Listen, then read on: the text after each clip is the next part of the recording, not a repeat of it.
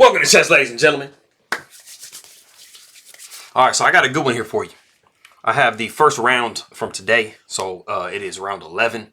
It is between Wesley and Aryan Tari. And it's a pretty exciting game. It has a unique feature to it that I'll be showing you coming up here. But it's pretty crazy. It's a pretty crazy game. But yes, so all my people from the Philippines, Masaya Akong Makita Kang Muli, Maayon Buntog, and Magandang Umaga. Kumusta to you guys, Hagala and Kaibagan. Appreciate you guys very much. Appreciate the views and the support for the last couple of days. Very much. I have to apologize to you guys. I caretake. I'm a caretaker for my grandparents. So sometimes I'm not quite, able to get to, to the games. So I'll have to kind of see what the rest of my day looks like. This might be my only video. So be patient with me on it. And we'll just kind of see how things develop. But I can get this game here for you. And anybody that's coming from Norway, who does speak Norwegian, I would say tusen takk. I think that's how you say it. Yeah, tusen takk. And hello, God Morgan. Appreciate you guys stopping by and taking a look at my stuff. And it's a pretty interesting way that the Norwegians are playing, because they actually have all three of their players in the same room together. So it's kind of like the first time they've actually been able to be, kind of in the same room with other chess players and stuff. Because most people have been having to play, from just like the seclusion of their own home. So it really kind of takes the whole competitive and like atmosphere out of it. So that has sucked over the past year and something. But anyway, if you guys are ready to go, let's go ahead and take a look and see what we have for the game. All right, cool. So we have D4. Knight comes to F6. We got knight to F3. D5. We have bishop to F4, bishop to F5. So we have the London system. Kind of like a London for both sides. It gets unsymmetrical very, very quickly. So we see E3, pawn comes to E6. We have C4, bishop takes B1, queen takes B1, and you see bishop to B4. And this basically is the whole reason behind this is to disrupt the king. So we see king to D1. We don't really have a good way to defend this check because if we just back up here, if we do go knight to D2, then we will see knight to E4. And as you can see, there is no way now to defend this without having to give your queen away. So we definitely don't want to go that way. If the king comes to D1, we see bishop back to D6, bishop to G5. We have H6, bishop takes F6, queen takes F6, pawn takes D5, pawn takes D5, and then we have E4. And you have to be very careful in this position as black because of two things. The first thing is, of course, you immediately have the threat of a fork here on E5. So you have to be very careful about that. But you also have to be careful of this rook in the corner and this undefended pawn here on B7. Because if you do think that you're eliminating the threat by taking here, you actually run into queen takes E4 with check. And the major factor that's involved in this particular situation is that this king is not on E1. If the king was on E1, then after you were to move queen here or here, you would actually be pinning this queen to the king. But like I said, since it is on D1, you don't have to worry about either of these moves pinning this queen down, and this queen is free to move. So if you saw something like this, you would actually be able to take on B7 successfully. So the benefit, there's actually a benefit now with you being able to move king to D1, and you generally don't have that. So backing up, we did see bishop go to E7, and then we saw bishop to B5, and we see king to F8, and king to F8 is actually the novelty of the game. And like I said before, it has a very interesting feature.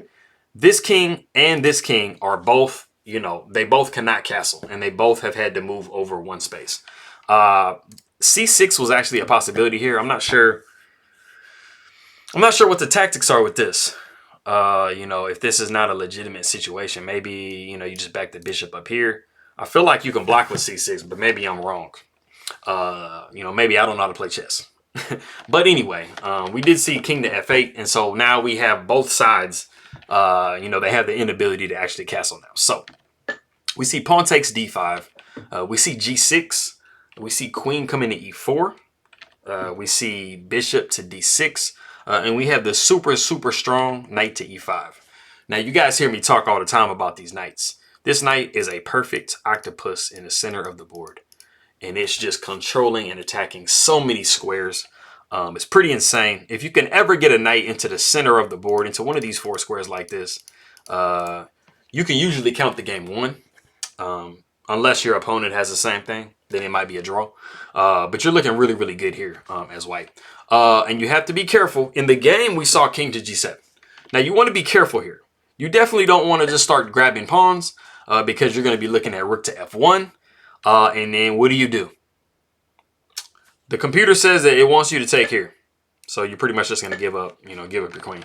But if you do try to salvage your queen and say, hey, I can move over here, you're going to be looking at a mate in 2 after this. So you have to be really careful when you start moving your queen and grabbing pawns. It's not usually that dire, but it can get pretty bad. So like I said, we do see king to g7. We see f4. And this just like perfectly just cements the knight in the middle of the board.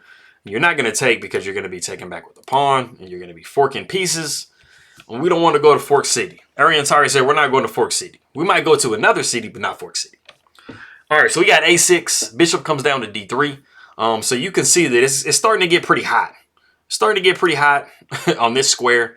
And so, it's starting to look pretty bad for Tari real quick. So the rook comes to d8, and we see rook to f1. We're preparing all kinds of nastiness here. We got g4 coming, f5 coming. We got everything coming. So we have knight to d7. The king comes to c2. We have queen to e7. We have queen to f3. Knight to f6. Bishop to c4. We have queen to e8. And this is the point in the game that I want to ask you guys to stop the video and see if you can guess what move has been in the position for white for quite some time. And see if you can guess that real quick.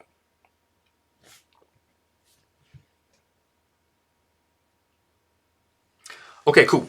So there is a very principled, fundamental move in the position that's been, asking to be played.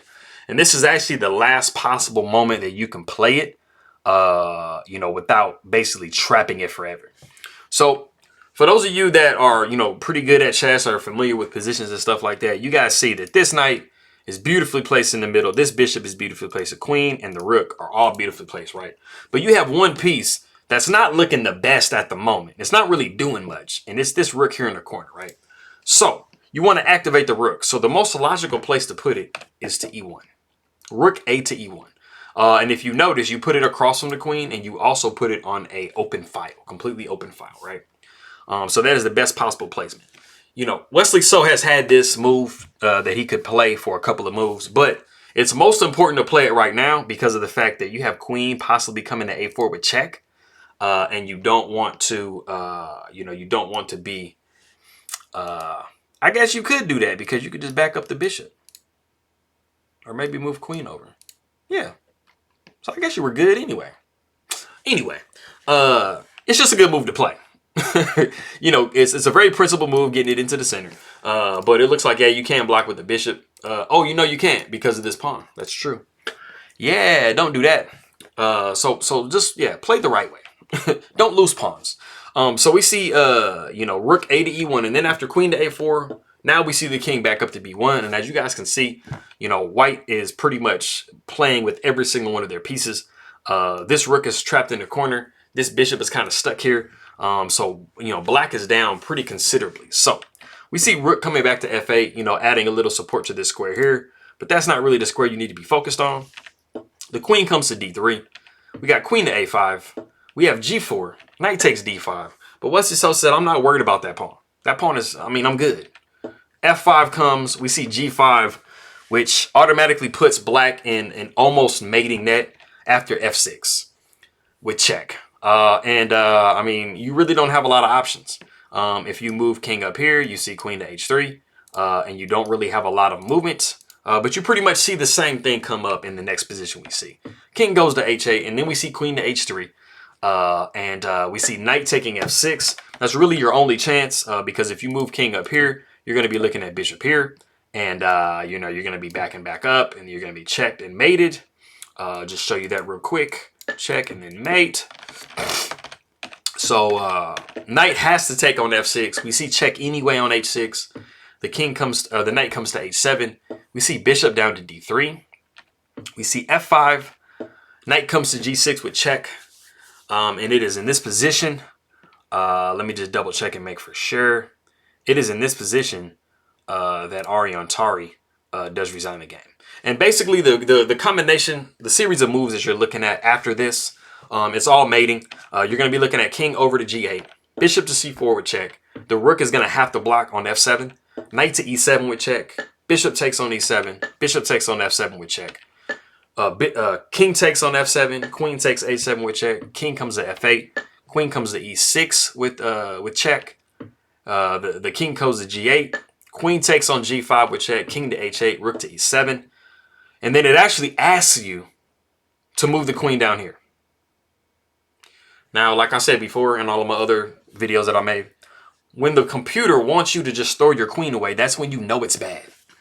You can literally just take this way, or you can take this way. It makes more sense to take this way, and there's just nothing to be done. It's all mating. But this is the only way to basically put off checkmate for one more move.